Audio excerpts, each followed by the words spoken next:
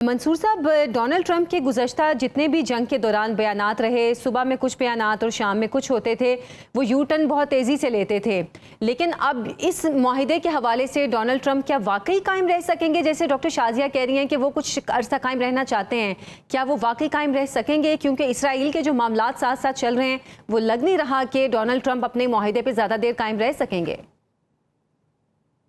जी, Donald Trump साहब के पास इस मामले पर बरकरार रहने के अलावा कोई ऐसा ऑप्शन सर-ए-दस्त मौजूद नहीं है, क्योंकि इस वक्त जो सूरत हाल दाखिली तौर पे जिसकी बेहतर अक्कासी डॉक्टर साहबा ने की है, वो बुनियादी तौर पे इस पूरे यानी जो भी उनका मौक़िफ़ है उसका मुहर्रिक है, और उसी के हाथों मजबूर होकर उन्होंने अपने बड़े दरीना हलीफ और बड़े प्यारे दोस्त बीबी जो हैं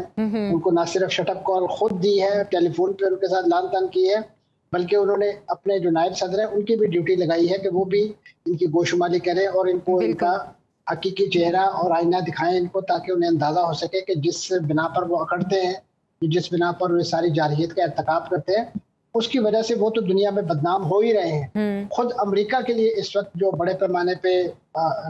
जिसे कहना है बदनामी उनके जिम्मे आ रही है, और ख़ासतौर पर फ़लस्तीन के मसले में जिस अंदाज से इन्होंने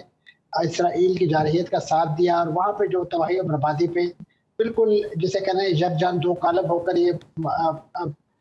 मामलात करते रहे हैं। जी। तो अब उन्हें यहाँ पे क्योंकि जो हिद्दत है उन्हें उस अंदाज से जवाब मिल रहा है हिजबुल्लाह की तरफ से, और हिजबुल्लाह ने उनके मरकावा टैंक से लेके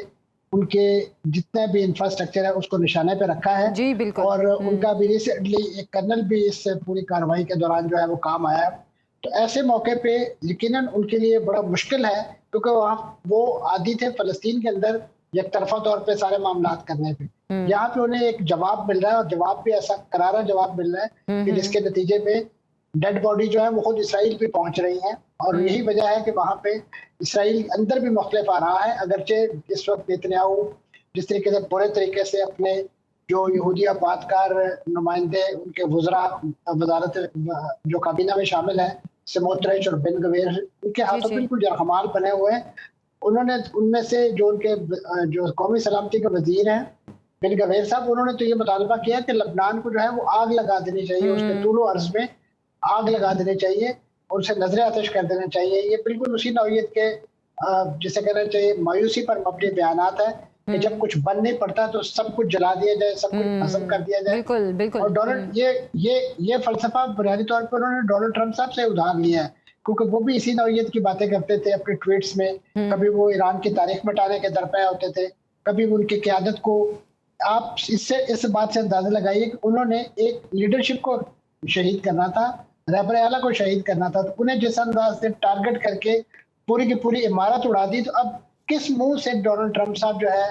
वो नेतन्याहू को ये सबक याद दिलाते हैं कि आपको अगर कोई मतलूबा फर्द दरकार ही है बैरूत से, आप पूरे बैरूत की तबाही और बर्बादी क्यों करते हैं? तो अब मैं समझता हूँ उन्हें अंदाजा हो गया कि ये बेसिकली ये dichotomy of action and thought है, और ये ट्रेवल की है बाकायदा एक पॉलिसी स्टेटमेंट के तौर पे, एक पॉलिसी डिसीजन के तौर पे उनके इन मिडिल ईस्ट में जो मिलिट्री आउटपोस्ट उन्होंने कायम रखी है इसराइल की सूरत में, तो वो उन्हीं का एक लिहाज से दिया हुआ सबक जो है उसको एग्जीक्यूट करते हैं, क्योंकि अब उसकी ज़िक्र जो है वो बज़ाते खुद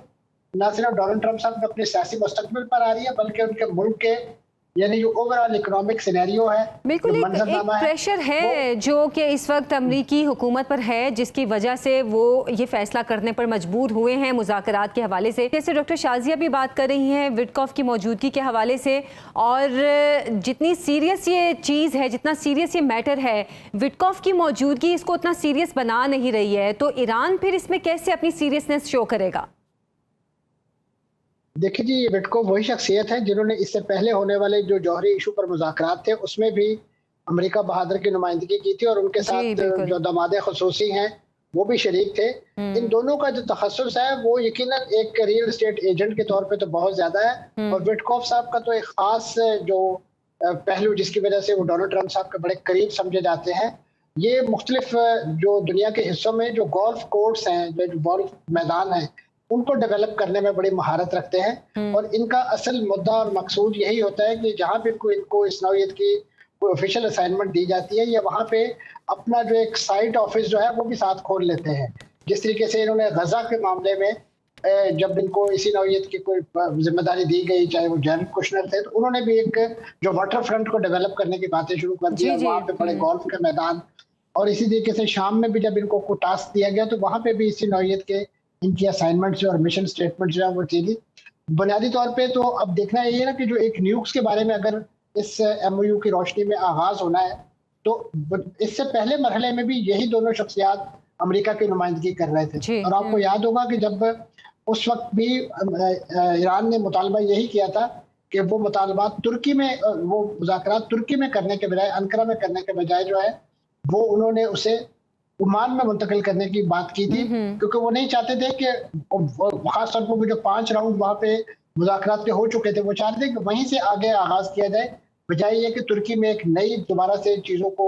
इनिशिएट किया जाए, दोबारा से मुज़ाकरात का मरहला किया जाए। तो उस पर फिर इब्तदाई तौर पे यही ग्रुप जो पेटकॉफ और जैरेड कुशनर की सूरत में था, इन्होंने एक तरह से एहतजाज भी किया था और ये नहीं चाहते थे कि उसको, बेजुबानी तौर पे ये जो टाइम बाय करना चाहते हैं कि जितना ज्यादा वक्त इनको मिल सके ताकि ये अपनी स्ट्रेटजीज और अपने मामला जो है वो ठीक कर सके। लेकिन इस वक्त मैं समझता हूँ कि जिस अंदाज से उनको उतारा गया इस मैदान के अंदर, अब उनका हकीकी मानों में इम्तिहान भी है और ईरान यकीनन अपने जो भी स्ट्रेटेजिक उसके पास इस वक्त मैनूवरिंग टूल्स मौजूद हैं, चाहे अपने हुर्मुज़ की सूरत में है या दीगर जो उन्होंने अपना लबनान के जो सीज फायर को क्लब करवाने का मुतालबा किया है, ये मैं समझता हूँ 2 ऐसे कड़े यानी लिटमस टेस्ट हैं कि इन पर एक लिहाज से अगर तो इसराइल बरकरार रखता है अपनी फायरबंदी को, और इसी तरीके से